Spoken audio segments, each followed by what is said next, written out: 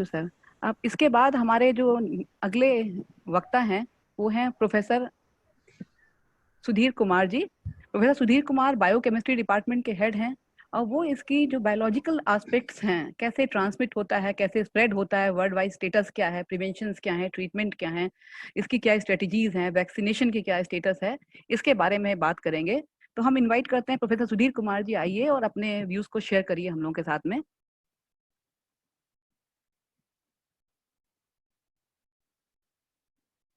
Professor Sudhir Kumar जी। सुधीर मेहरोत्रा जी, Sudhir Kumar, okay. दो लोग हैं ना सर, एक जूलॉजी के हैं प्रोफेसर सुधीर कुमार और बायोकेमिस्ट्री के हैं प्रोफेसर सुधीर मेहरोत्रा जी। सर आप आइए और सर आप अपनी स्क्रीन को शेयर कर दीजिए। हाँ जी जी जी। और शुरू मैडम ये करिए। स्क्रीन शेयर हो गई है? नहीं हुई है अभी, आप अपने से शेयर करेंगे। आप जहाँ पे नीचे ऑप्शन आ रहा होगा स्क्रीन शेयर का, वहां पे अच्छा, जाके अभी करेंगे। कर रहे हैं। हाँ करिए जी सर। जी, वैसे भी कर रहे हैं, अभी कर रहे हैं। जी जी, अभी कर रहे हैं। क्योंकि हम लोग ये जानते हैं कि भाई कोरोना वायरस बहुत खतरनाक है और छूने से फैलता है, 1 मीटर का डिस्टेंस होना चाहिए, सोशल डिस्टेंसिंग होनी चाहिए। अभी तक कोई वैक्सीन नहीं है, लेकिन उसकी मॉलिक्यूलर मैकेनिज्म क्या है, इसके पीछे साइंस क्या है, ये चीजें जानना हमारे बच्चों के लिए बहुत जरूरी है। इसको ध्यान में रखते हुए हम लोगों ने इस वेबिनार का आयोजन किया है। तो प्रोफेसर सुधीर मेहरोत्रा जी, अपना प्रेजेंटेशन स्टार्ट करिए आप। जी जी मैडम, ये स्क्रीन शेयर हो गई आपकी जो है? हाँ हो गई सर, आ रही है। मैडम आपको मेरी आवाज आ रही है जो है? आ रही है सर, आवाज भी आ रही है, स्क्रीन भी शेयर हो गई है। बिल्कुल आप शुरू बिल्कुल। करिए। तो बिल्कुल। थैंक यू वेरी मच जो है। First of all I like to thank the organisers, particularly the Dean Student Welfare, Professor Poonam Tandon, for giving me an opportunity to discuss about this problem, this pandemic which is affecting the whole world. Madam ने शुरू में दो सुधीर हैं यहाँ पर, तो सुधीर कुमार जी जो zoology के हेड है उनका नाम ले लिया, तो दो सुधीर हैं। चलिए, मैं सुधीर मेहरोत्रा हूँ, तो मैडम ने बाद में कह ही दिया। तो ये जो लेक्चर सीरीज है, this will cover a lot of aspects of corona virus. और जैसा कि वीसी साहब ने अभी बताया कि हम इसको एमएससी फर्स्ट सेमेस्टर में क्लिनिकल बायोकेमिस्ट्री एंड फिजियोलॉजी के पेपर में एक यूनिट के सेगमेंट के तौर पे भी इंट्रोड्यूस करने जा रहे हैं, for which we will take special permission from the vice chancellor, and this has come into the newspapers also. So the various aspects regarding coronavirus that I am going to share will be spread, mode of transmission, current scenario worldwide, preventive measures, treatment and vaccination. Poonam ji मुझे ये बता दीजिए, मुझे कितनी देर का time आपने दिया है जो है? Half an hour? Half an hour, sir. Half an hour. Okay. So the things which will remain, because this is a very comprehensive PowerPoint presentation that I have prepared along with my students, so it will require some few more lectures onto that. So the whatever is remaining वो हम अगले बार करेंगे। देखिए, जो corona virus disease है 2019 कोविड-19, it's a infectious disease which is caused by severe acute respiratory syndrome corona virus 2, जिसका short form है SARS-CoV-2। जैसा कि अखबारों में आप देखते होंगे, प्रिंट मीडिया में, इलेक्ट्रॉनिक मीडिया में देखते होंगे, और आप सभी को पता होगा कि आउटब्रेक सबसे पहले आइडेंटिफाई हुआ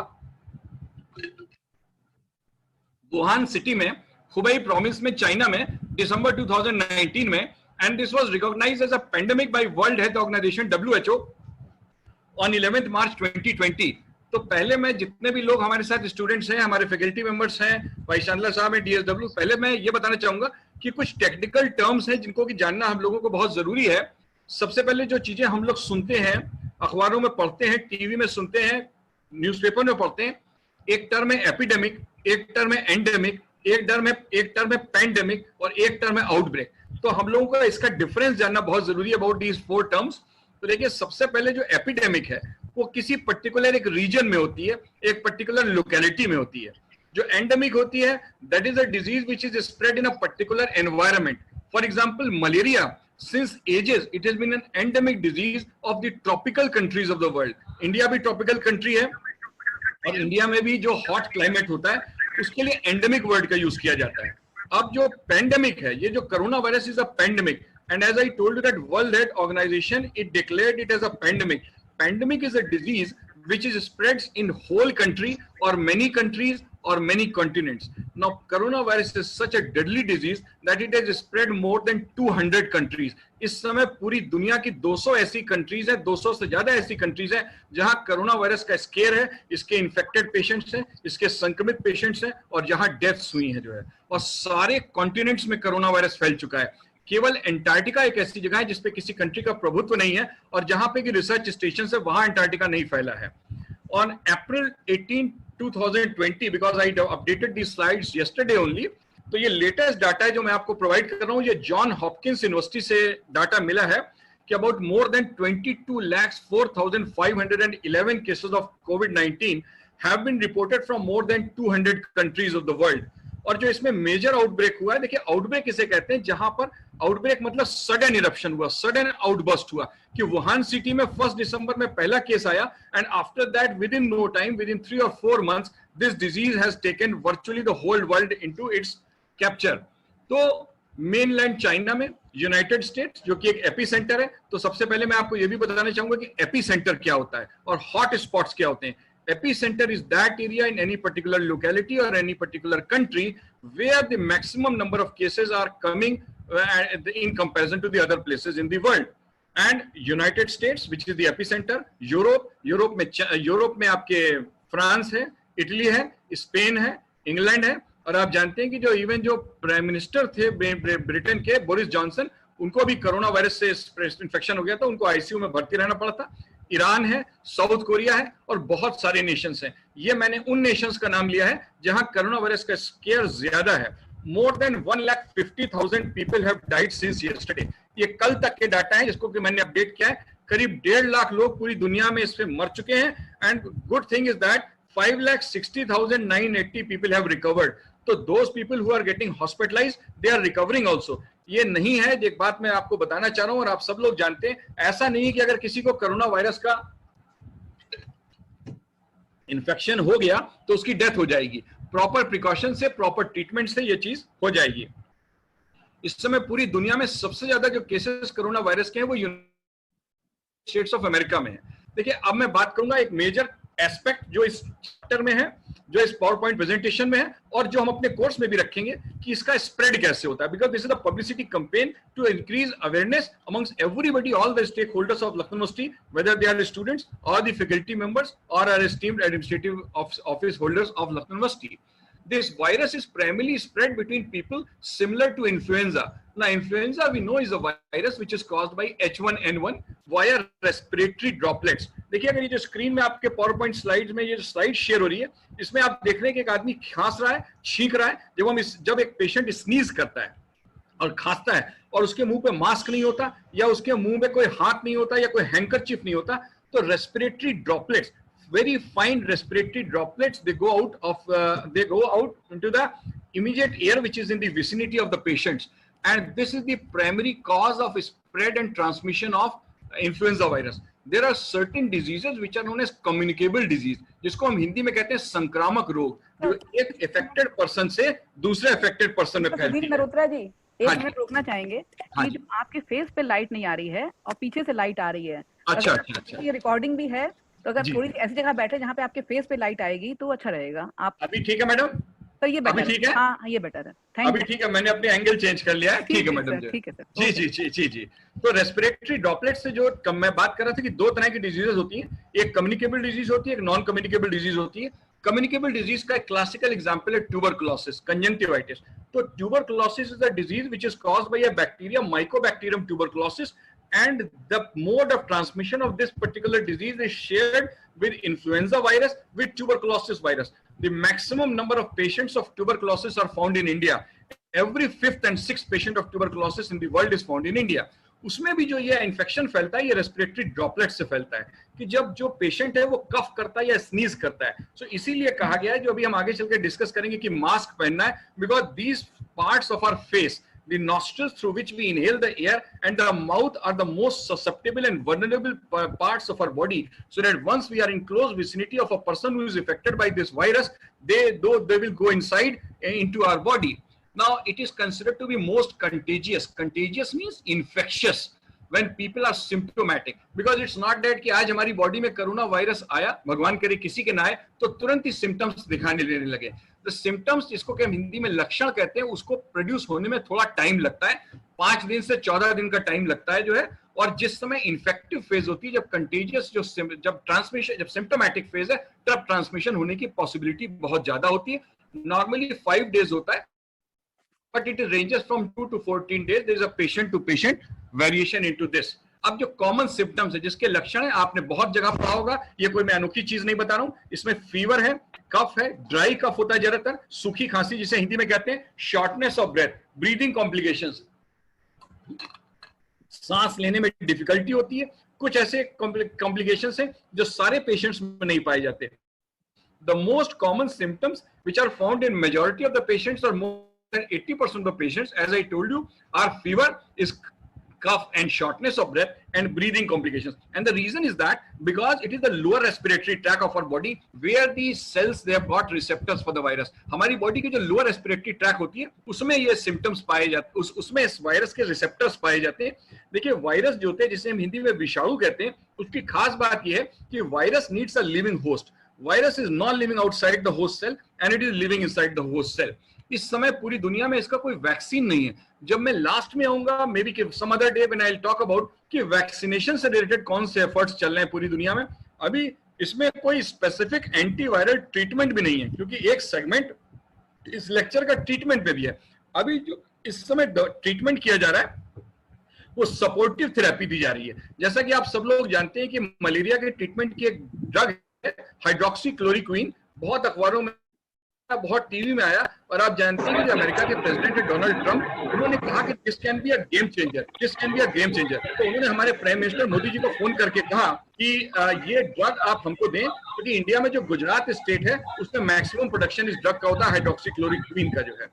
और इसमें फिर प्राइम मिनिस्टर मोदी ने कहा कि हम सिर्फ अमेरिका को नहीं देंगे, दुनिया के बाकी नेशंस को भी देंगे।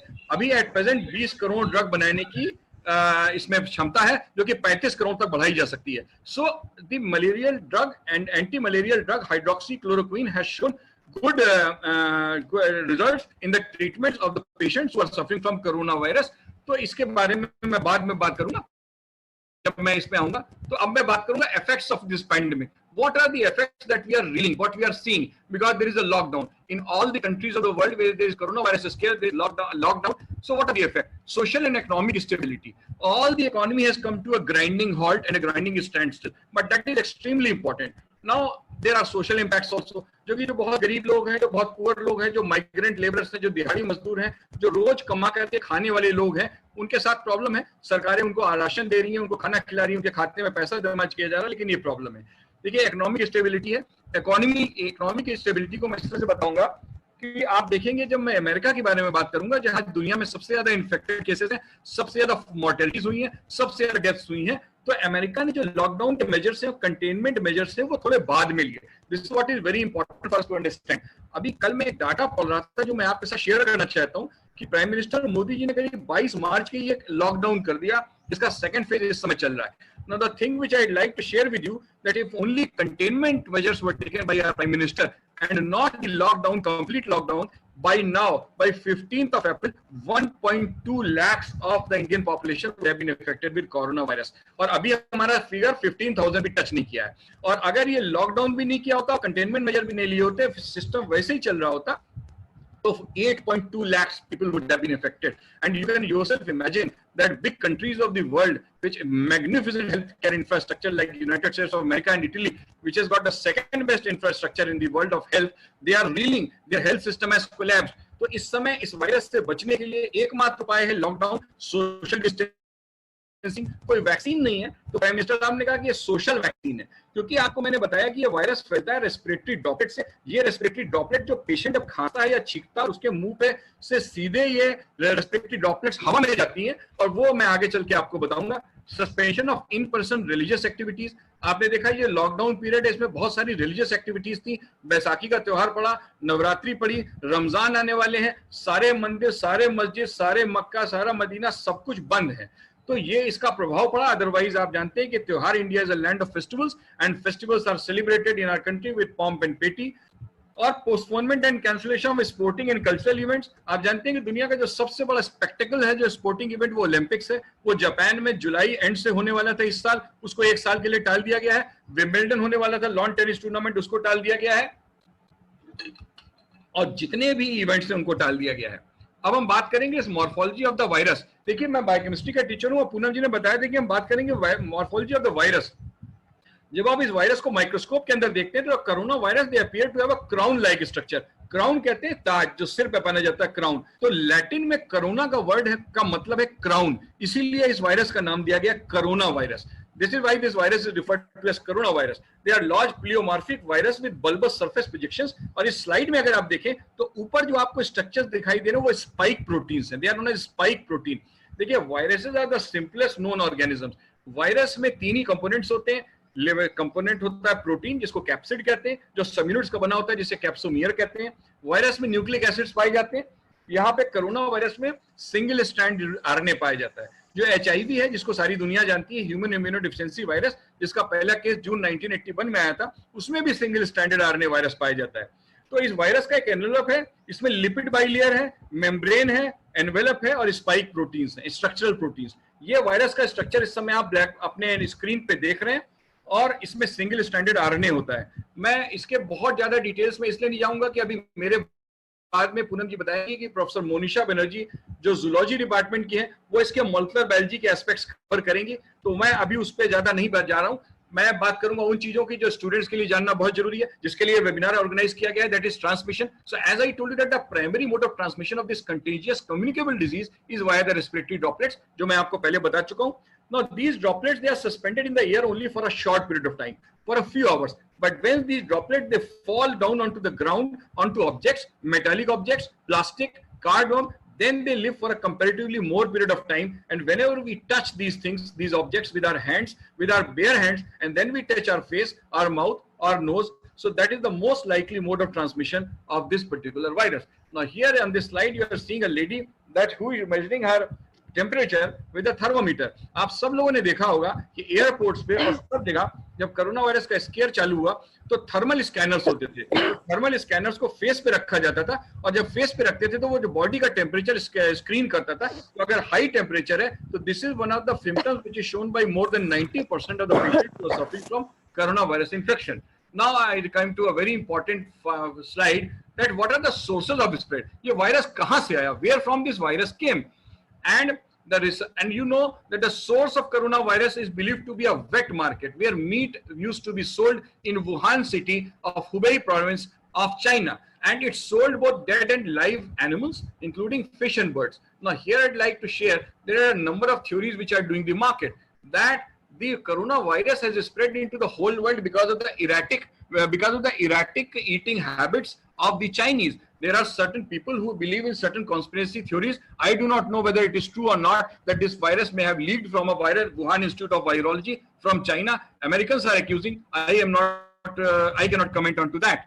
Now the animals, not one thing that I'd like to share with you कि बहुत सारे viruses, बहुत सारे pathogens ऐसे होते हैं जो animals से human beings में आते हैं और ये जो viruses होते हैं ये zoonotic viruses कहलाते हैं. And maybe Professor Monisha Banerjee is going to talk a lot about these. ऐसे बहुत सारे viruses, देखिए बहुत सारे ऐसे viruses होते हैं, बहुत सारे ऐसे microorganisms होते हैं जो पिछले 5-10 साल में हमारी दुनिया में आए हैं, जिनको कि टेक्निकली हम कहते हैं न्यूली एमर्जिंग पैथोजेनिक माइक्रोऑर्गेनिज्म. इसके कुछ एग्जांपल्स मैं आपको दूंगा.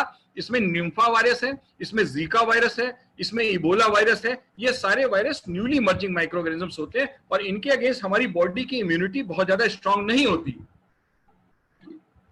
Because we were never expose to these viruses. तो जो जूनोटिक वायरस है उसमें लोगों ने कहा कि these viruses they originated from bats.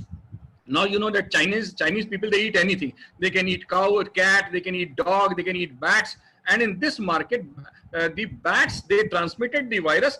Some people say directly to the human beings, and some people say direct through a human host, through an animal. Now on the right hand side of the slide, which you are seeing on your screen, it's like a chain. It's like a human chain.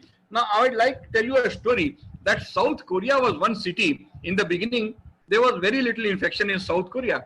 There was a Chinese lady, 35-year-old Chinese lady, who met with an accident. She went to South Korea. She met with an accident. When she was hospitalized, there was no fracture, but she was she was having fever. So the doctors, by that time, the corona scare had not come into the whole world, and WHO had not declared it a pandemic. So the people were not as alert about this coronavirus scare.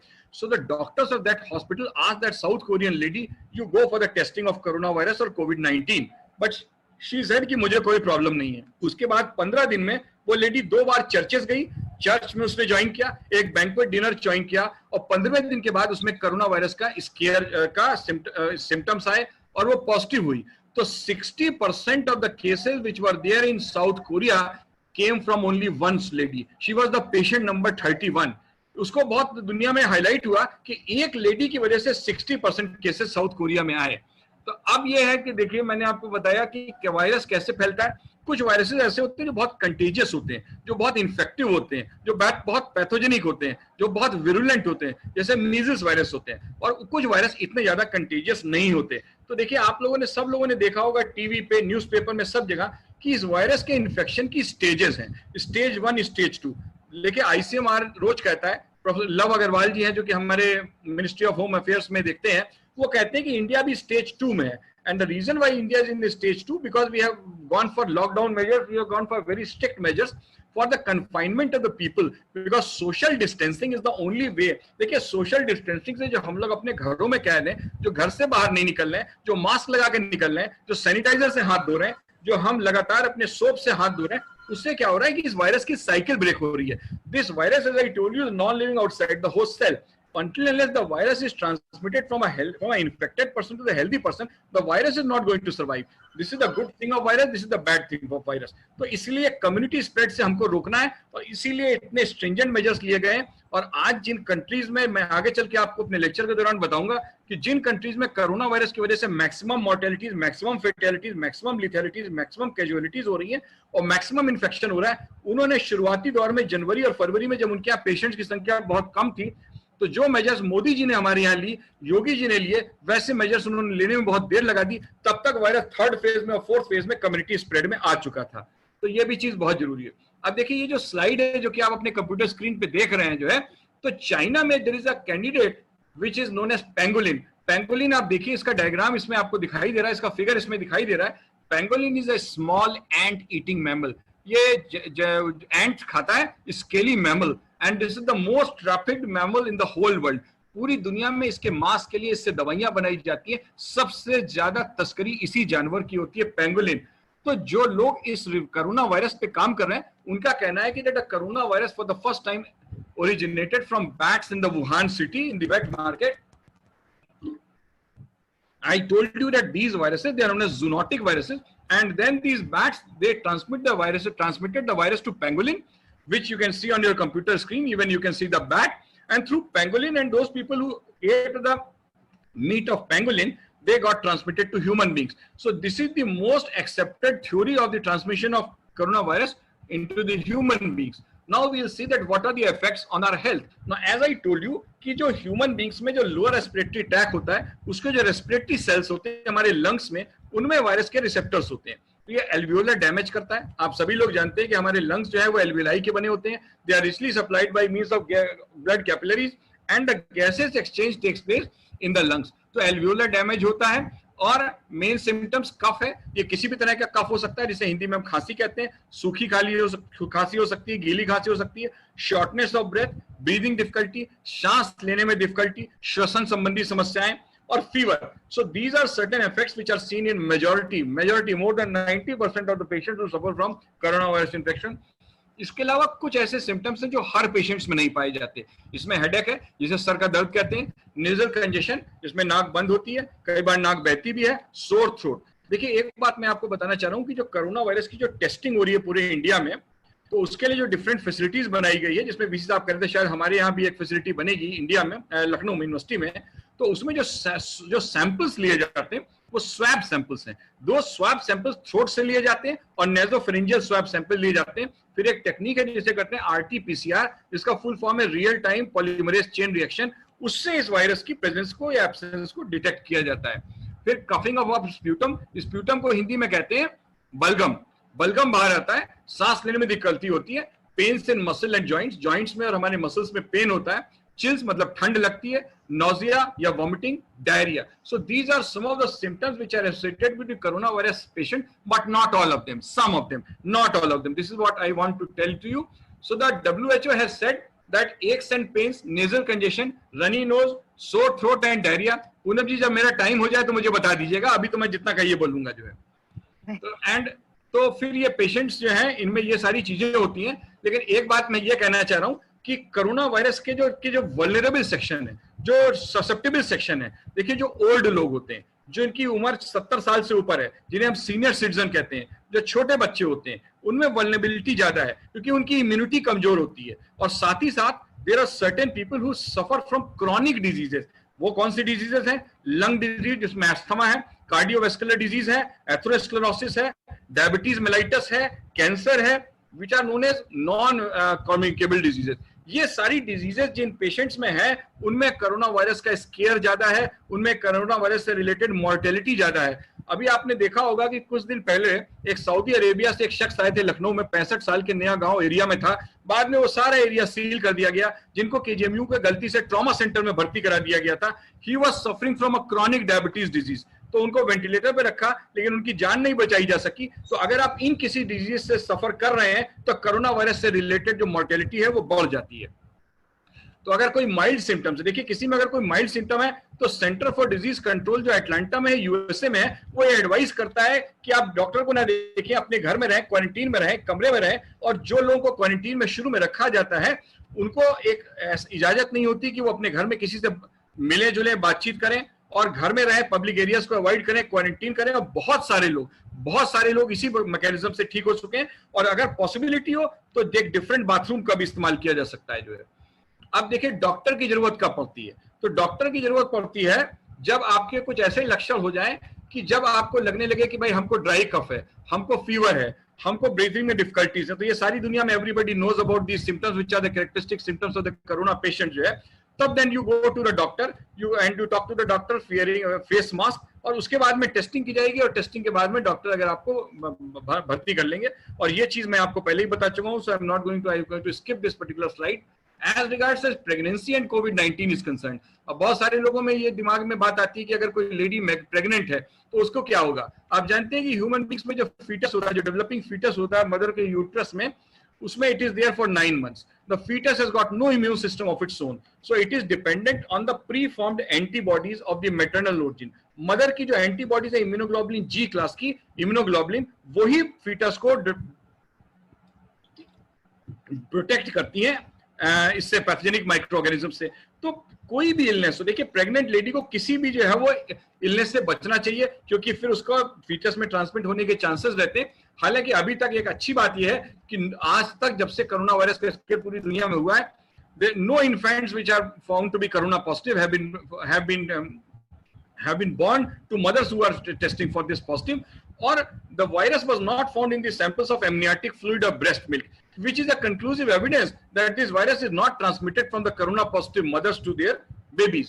Now I will tell you what is the situation worldwide, कि पूरी दुनिया में जो corona virus की जो situation है इस समय वो क्या है।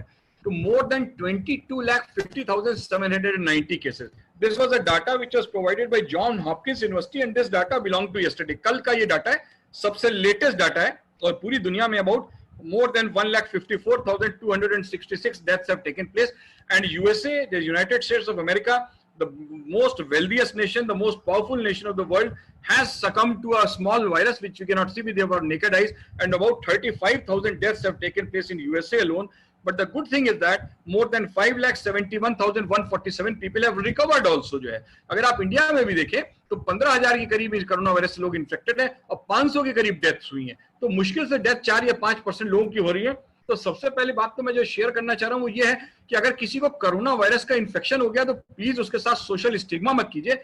इस बात की बहुत चांसेस है कि अगर उसका प्रॉपर ट्रीटमेंट हो तो वो मरीज ठीक हो जाएगा। और एक बार वो मरीज ठीक होकर घर आ गया, क्वारंटीन में आ गया। आप सबसे बड़ा एग्जांपल देखिए कनिका कपूर का, जो एसजीपीजीआई में भर्ती थी, जिनकी 4 बार रिपोर्ट पॉजिटिव आई, फिर 2 बार निगेटिव आई। आजकल वो अपने घर में है और क्वारंटीन में है।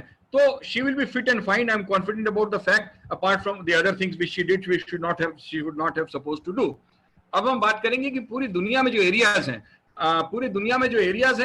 पूनम जी आप मुझे बता दीजिएगा, जब रोकना है तो मैं रोक दूंगा जो है, आप मुझे बता दीजिएगा जो है, क्योंकि ये लेक्चर तो बहुत लंबा है और maybe some other day I will take this particular lecture, maybe 5 minutes more. Okay, I'll summarize it in 5 minutes and then after that I'll stop. Okay.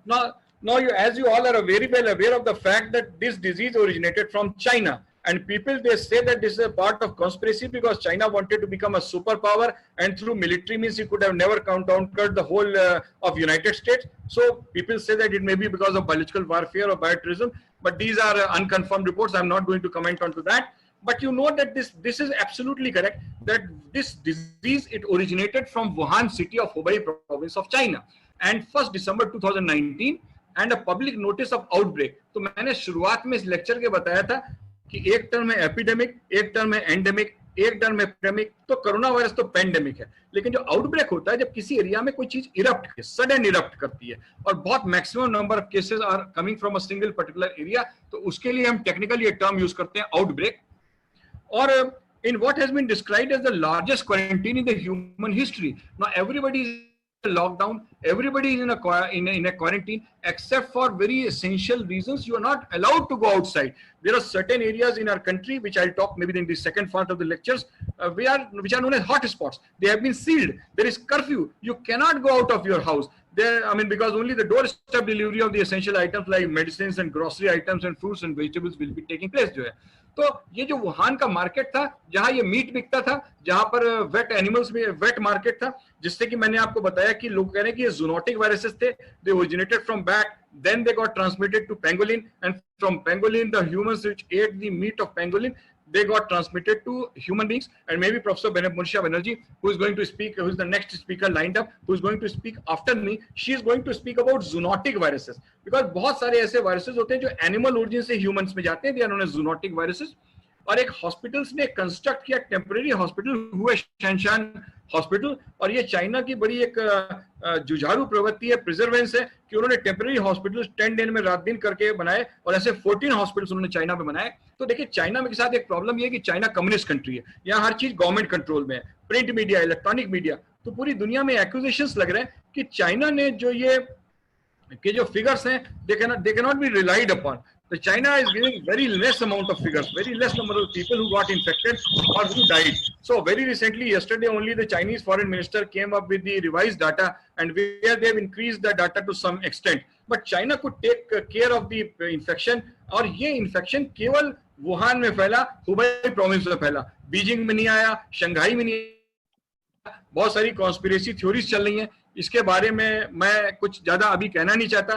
तो पूनम जी, आई विल स्टॉप हियर, मैं यहाँ रोकूंगा अपने आप को, क्योंकि अभी मेरा बहुत सारे एस्पेक्ट्स बाकी हैं, वैक्सीनेशन, ट्रीटमेंट, इंडिया की पोजीशन। तो चूंकि मेरा लेक्चर बहुत लंबा है, बहुत सारी स्लाइड्स हैं, तो maybe the second part of this lecture whenever you organise, then I will be definitely be happy to continue with this, and in the end if somebody people wants to ask questions to me, then they are most welcome. Thank you Professor Mehrotra ji. Sir, any questions? Sir, I have a question, sir. 1 minute question जिसको करना है आप box में डाल दीजिए, message 1 by 1। चलिए, आप कौन है, आपका नाम बताइए, करिए। Ma'am, my name is Premnath and I am BSc first year student. Okay. My question was that suppose a parent suppose any patient is recovered from coronavirus, and he get again the virus, can he again get the infection, and if not, then can his blood plasma be used to create vaccines, like there is disease dengue in which blood plasma is used, and that can be used in the treatment of dengue. Can there be something like that? हाँ, मैं इस बात का जवाब, मैं इस प्रश्न का उत्तर दूंगा। आपने बहुत अच्छा सवाल पूछा। देखिए, अभी तक तो इस बात की संभावना नहीं है, there is very little possibility that the patients who are fully recovered, where the coronavirus load into the sample, into the blood of the patient has gone drastically down, तो वो घर में जाते हैं, क्वारंटीन रहते हैं। अभी मुझे नहीं लगता कि अभी ऐसे कोई केसेस आए कि corona virus can be spread from a patient once he is recovered, or he can reoccur an infection. दूसरा, आपने बहुत अच्छा सवाल पूछा, इस पे पूरी दुनिया में लोग काम कर रहे हैं, और ये एक टेक्निक होती है जिसको कहते हैं प्लाज्मा फेरेसिस। देखिए, ऐसा होता है जब कोई पैथोजन हमारी बॉडी में जाता है, तो उसमें हमारा जो इम्यून सिस्टम है वो एंटीबॉडीज बनाता है, इट प्रिपेयर्स एंटीबॉडीज। तो जो कोरोना वायरस का पेशेंट है, उसमें जो एंटीबॉडी का जो टाइटर है, एंटीबॉडी की जो क्वांटिटी है, वो काफी बढ़ जाती है। तो ये एक ट्रीटमेंट स्ट्रैटेजी इस्तेमाल की जा रही है even advance nations of the world, इसको प्लाज्मा फेरेसिस कहते हैं। That once a patient is fully recovered from corona virus infection and he or she comes to his house, तो फिर उसके ब्लड को निकाला जाता है, and the blood which is rich in antibody is known as antiserum. So it has got a very high titre of antibodies, and these antibodies are taken out. They are from the blood of the corona patient, and then they are injected into the patients who are suffering from coronavirus, who are not recovered. इसमें encouraging results आए, लेकिन early trends हैं, और ऐसा बहुत सारी बीमारियों में किया जाता है, जैसा कि आपने डेंगू केस में बताया।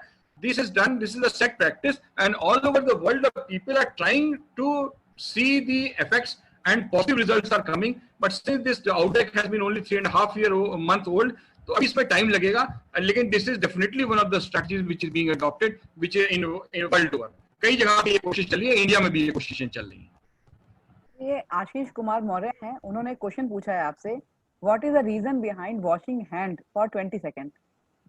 जी बिल्कुल, बहुत अच्छी बात इन्होंने कही। और ये देखिए पूनम जी, मैं एक बात ये कहना चाह रहा हूँ कि ये मेरा टॉपिक, जो मेरा पावर पॉइंट प्रेजेंटेशन है वो बहुत बड़ा है, तो इसके कई सारे एस्पेक्ट्स ऐसे हैं जो मैं आज आपको नहीं दिखाया, मैंने यहाँ रोका क्योंकि मैं अकेला स्पीकर कहीं नहीं हूँ, लेकिन मैं इनको ये बताना चाह रहा हूँ कि अगर आपने देखा हो, शुरू में मैंने एक स्लाइड दिखाई थी जिसमें कोरोना वायरस का स्ट्रक्चर था, जिसमें स्पाइक प्रोटीन्स थे, जिसमें लिपिड एनवेलप था, जिसमें न्यूक्लिक एसिड था। तो देखिए 20 सेकंड तक धोने की जो बात है साबुन से, जब हम साबुन से हाथ धोते हैं तो देखिए मैंने आपको शुरू में बताया कि जो रेस्पिरेटरी ड्रॉपलेट्स सरफेसेस पे पड़ती हैं, जब हम अपने नेकेड हैंड से और बेयर हैंड से उसको टच करते हैं, और फिर जब हम अपने माउथ को टच करते हैं, नोज को टच करते हैं, या ईयर्स को टच या आईज को टच करते हैं, तो उससे उसमें फैलता है।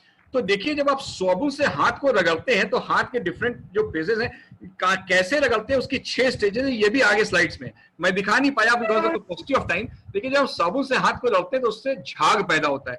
झाग को इंग्लिश में कहते हैं फोम, उसको इंग्लिश में कहते हैं लेदर, और फिजिक्स की एक प्रॉपर्टी है सरफेस टेंशन। तो इस सरफेस टेंशन की प्रॉपर्टी की वजह से the viral particles which are sticking to our hands, they come into the lather. तो अगर जितनी देर तक हम रगड़ेंगे, और वायरस तो इतना छोटा है, देखिए वायरस के जो डायमेंशंस होते हैं वो है 120 नैनोमीटर, 1 नैनोमीटर होता है 10⁻⁹ मीटर, ये सब लोग जानते हैं। तो virus is an extremely small commodity and you can not imagine how much number of viruses can be sticking to our hands at any given point of time. तो जब हम 20 सेकंड तक हाथ को पूरी तरीके से रगड़ते हैं, जब पूनम जी मुझे नेक्स्ट टाइम देंगी तो मैं आपको वो हाथ के रगड़ने की स्लाइड्स भी दिखाऊंगा कि जिसमें वो लेदर आ रहा है, और जिसमें तो ये एक स्टैंडर्ड प्रोटोकॉल है, क्योंकि ये हिट एंड ट्रायल से वर्ल्ड ओवर ये प्रोसीजर्स हैं जिसको अडॉप्ट किया जाता है। WHO रिकमेंड करता है कि आप ऐसा कीजिए। और एक बात मैं और बता दूं, जो आपने सवाल नहीं पूछा, कि आपने देखा होगा जो सैनिटाइजर्स हैं, हमारे केमिस्ट्री डिपार्टमेंट का भी एक सैनिटाइजर आने वाला है मार्केट में, ल्यूकेम, उसमें कहते हैं 60 to 70% एल्कोहल होना चाहिए। वो एल्कोहल है इथाइल एल्कोहल, C2H5OH, या इथेनॉल, या आइसोप्रोपाइल एल्कोहल। देखिए एल्कोहल एक नॉन पोलर सॉल्वेंट है, वाटर पोलर सॉल्वेंट है, तो जो कि इस वायरस में लिपिड एनवेलप होता है। तो जब आप एल्कोहल से उसको अपने हाथों को रगड़ेंगे तो एल्कोहल से उस लिपिड एनवेलप को डिसॉल्व कर लेगा और वायरस की डेथ हो जाएगी। तो बहुत सारे अभी एस्पेक्ट्स ऐसे हैं जो कि मैंने अभी कवर ही नहीं किए हैं जो है, तो अब मुझे लगता है आगे मैं पढ़ाऊंगा तो आपको चीजें बेहतर समझ में आएंगी। सेकंड पार्ट हम लोग करेंगे तो उसमें और क्वेश्चंस होंगे। सर एक क्वेश्चन और आया है, sir can a symptomatic corona patient could also spread virus? Asymptomatic कहा ना, एसिम्प्टोमेटिक। देखिए कोरोना वायरस का, जैसे कि मैंने बताया कि जब when the corona virus comes into our body for the first time, जब हमारे शरीर में, भगवान न करे किसी के शरीर में है, लेकिन जब किसी भी पेशेंट के शरीर में कोरोना वायरस पहली बार में आता है, तो जो है उसमें माइल्ड सिम्टम्स होते हैं या सिम्टम्स नहीं होते। किसी भी बीमारी का, कंटेजियस बीमारी का जो पहला फेज होता है वो एसिम्प्टोमेटिक फेज होता है, बाद में सिम्प्टोमेटिक फेज होता है। तो जैसा मैंने शुरू में बताया that the symptomatic phase, this virus is most contagious, most infective, most virulent. तो जब वो इन्फेक्टिव फेज में होता है तब वो उसको एक चेन से बहुत सारे लोगों में इसकी संभावना ज्यादा होती है कि वो वायरस को ट्रांसमिट कर सकेगा। लेकिन अभी ये रिपोर्ट्स हैं कि इवन एसिम्प्टोमेटिक फेज में, देखिए मैं आपको इस बात का जवाब दूं कि ज्यादातर जो लोग अपने घरों में बैठे हैं उनको कोरोना वायरस का इन्फेक्शन तो है नहीं, तो 2 कारणों से उनको घर में बिठाया गया है, लॉकडाउन किया गया कंटेनर में, कि बाहर निकल करके वो दूसरों से इन्फेक्शन एक्वायर ना करें, और दूसरे अगर किसी में एसिम्प्टोमेटिक फेज है वायरस का तो वो भी खतरनाक हो सकता है, तो उनसे बाकी लोगों का एक्सपोजर ना हो। तो एसिम्प्टोमेटिक फेज में भी संभावना होती है वायरस के स्प्रेड की, लेकिन वो काफी कम होती है in contrast to the people who are suffering from symptoms which are due to corona virus. कुछ क्वेश्चन और हैं। एक है अतर एस कुशवाहा, इन्होंने पूछा है, इनका कमेंट है, nice lecture sir, I have a query, what will be the possibility for SARS-CoV-2 vaccine development while we didn't have effective vaccine against HIV? तो एक मैं पूनम जी पहले बात मैं शेयर करूंगा कि कुछ क्वेश्चंस पूछने में तो बहुत छोटे होते हैं, लेकिन उसका आंसर देने के लिए मुझे पूरा 1-2-4 लेक्चर और लेने पड़ेंगे। लेकिन मैं थोड़ी सी इनको मैं थोड़ी सी बात बताऊंगा। HIV की बात इन्होंने पूछी, देखिए HIV की बात, अच्छी बात इन्होंने पूछी। देखिए HIV का पहला केस दुनिया में, देखिए बायोकेमिस्ट्री बड़ा फैसिनेटिंग साइंस है और इसमें भी इम्यूनोलॉजी है। मैं बायोकेमिस्ट्री में 2 चीजें मेन पढ़ाता हूँ, माइक्रोबायोलॉजी पढ़ाता हूँ क्लिनिकल बायोकेमिस्ट्री एंड फिजियोलॉजी पढ़ाता हूँ, जिसमें हम कोरोना वायरस को इंट्रोड्यूस करने चाह रहे हैं नेक्स्ट फेज से, और इम्यूनोलॉजी भी पढ़ाता हूँ। देखिए आप ये बात समझिए, देखिए HIV जो है ह्यूमन इम्यूनो डेफिशिएंसी वायरस, इसका पहला केस आया था जून 1981 में। आज 2020 हो गए, 40 साल हो गए, HIV के अगेंस्ट वैक्सीन नहीं आई। देखिए उसका कारण क्या है? जब भी आप कोई वैक्सीन बनाते हैं तो जो पैथोजेनिक माइक्रो ऑर्गेनिज्म है उसके सरफेस पे जो एंटीजेंस हैं they play a very prominent role in the development of vaccine. अब दिक्कत क्या है कि HIV जो है उसकी जो म्यूटेशन रेट है वो बहुत स्ट्रांग है। अब जिनका बायोलॉजी बैकग्राउंड नहीं उनको मैं थोड़ा सा बताऊं कि वो एंटीजन अपने सरफेस में चेंजेस ले आते हैं, उसको कहते हैं म्यूटेशन। तो जब HIV हमारी बॉडी में जाता है तो ऐसा नहीं कि हमारी इम्यून सिस्टम फर्स्ट डे से कोलैप्स हो जाता है या क्रिपल हो जाता है या इम्यून सिस्टम फाइट नहीं करता, लेकिन HIV इतना चालाक वायरस है कि देखिए HIV जिन सेल्स को, मेरे ख्याल से ज्यादातर लोग जो इस लेक्चर को सुन रहे होंगे वो जानते होंगे कि HIV जिन सेल्स को इन्फेक्ट करता है हमारी बॉडी में वो है CD4 T helper cells. CD4 T helper cells का एक हेल्दी पर्सन में काउंट होता है 1200, जब सिम्टोमेटिक फेज HIV इन्फेक्शन का होता है वो 500, फिर जब एड्स जो टर्मिनल फेज HIV इन्फेक्शन का वो हो जाता है 200, तो अपॉर्चुनिस्टिक पैथोजन से सकम करते हैं। तो ये वायरस अपने सरफेस एंटीजन, और दो सरफेस एंटीजन पाए जाते हैं GP41 और GP120, इसमें इतना फास्ट म्यूटेट करता है कि कोई भी वैक्सीन इसके अगेंस्ट है नहीं। तो बहुत सारी बीमारियां ऐसी हैं जो, और जहां तक आपने कोरोना वायरस की बात कही थी, तो बहुत सारे माइक्रो ऑर्गेनिजम्स ऐसे हैं जो कि न्यूली इमर्जिंग माइक्रो ऑर्गेनिजम्स हैं। तो हमारे इम्यून सिस्टम का एक्सपोजर ही नहीं हुआ। ये जो कोविड-19 है, जो सार्स कोरोना वायरस 2 है, ये पहले दुनिया में था ही नहीं, it was never there, it originated from the wet markets of Wuhan. तो जो पैथोजेनिक माइक्रोऑर्गेनिज्म था नहीं। और देखिए किसी भी वैक्सीन के डेवलपमेंट में मैं बहुत सारी स्लाइड्स अभी दिखा नहीं पाया हूं क्योंकि पूनम जी ने मुझे लिमिटेड टाइम दिया था और भी स्पीकर्स आएंगे। तो जो वैक्सीनेशन के अटेम्प्ट्स चल रहे हैं, मैं आगे चल के आपको जब ये मुझे मौका देगी तो मैं पढ़ाऊंगा, मैं बताऊंगा। किसी भी वैक्सीन को आने में लोगों ने कहा है कि अभी मिनिमम 1 ईयर से 1.5 ईयर्स लगेंगे, जब दुनिया के सारे मुल्कों में जहां कोरोना वायरस फैल चुका है उनके साइंटिस्ट रात दिन काम कर रहे हैं, दिन रात एक कर रहे हैं। और अभी बहुत सारी चीजें मुझे इस कोरोना वायरस से रिलेटेड आपको बतानी है, टाइम मेरे पास कम है, और कुछ आंसर्स ऐसे होते हैं जिसमें मैं सिर्फ उस आंसर के लिए 2-3 लेक्चर दे सकता हूं।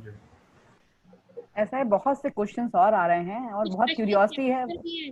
सर मेरा मानना यह है कि अब हम इसको यहाँ रोक देते हैं क्योंकि हमारे और भी स्पीकर्स हैं और मेरे ख्याल से जो बच्चे पूछ रहे हैं वो आपके नेक्स्ट पार्ट में करना। बताइए। मैं एक बात आपसे कहना चाह रहा हूँ। हाँ बताइए। आप एक ऐसा क्वेश्चन आंसर सेशन रखिएगा किसी दिन जिसमें आप टीचर्स के पैनल को बुलाइएगा और स्टूडेंट्स को बुलाइएगा, जिसमें आप कोई लेक्चर मत रखिएगा, आप कोई किसी का लेक्चर नहीं रखिएगा, वो एक क्वेश्चन आंसर इंटरेक्टिव सेशन होगा और तब मुझे तो बहुत मजा आएगा। आप मुझे उसमें जरूर रखिएगा और लोगों को भी रखिएगा, हमारे डिपार्टमेंट के लोगों को भी रखिएगा, और एक क्वेश्चन आंसर सेशन का एक्सक्लूसिव सेशन होगा। जी सर, बहुत सी बच्चों की क्यूरियोसिटी है, बहुत से क्वेश्चंस हैं इसमें। चैट पर भी है बहुत क्वेश्चंस। हाँ सर, क्या चीज चैट पर भी लोगों ने पूछ रखे हैं कोई क्वेश्चन। चैट पर भी 4-5 क्वेश्चन। हाँ चैट पर वही देख रहे हैं, हमने पूछ लिए हैं, वो बहुत से जनरल क्वेश्चंस भी हैं। लेकिन मेरा मानना है पहले नेक्स्ट लेक्चर जो हम इनवाइट करते हैं प्रोफेसर मोनिशा बनर्जी हमारी जो next. Thank you sir. Sudhir Mehrotra ji को बहुत बहुत धन्यवाद देंगे DSW टीम की ओर से, हम सभी की ओर से, कि उन्होंने इतना अच्छा लेक्चर दिया, इतनी अवेयरनेस क्रिएट करी। और आज तक हमने कभी इसका स्ट्रक्चर देखा नहीं था। एक बॉल देखी थी, उसमें स्पाइक्स ही होती हैं, लेकिन उस बॉल के अंदर क्या था, या क्या लिपिड्स थे, क्या सिंगल स्टैंडर्ड RNA था। It was very like exciting lecture for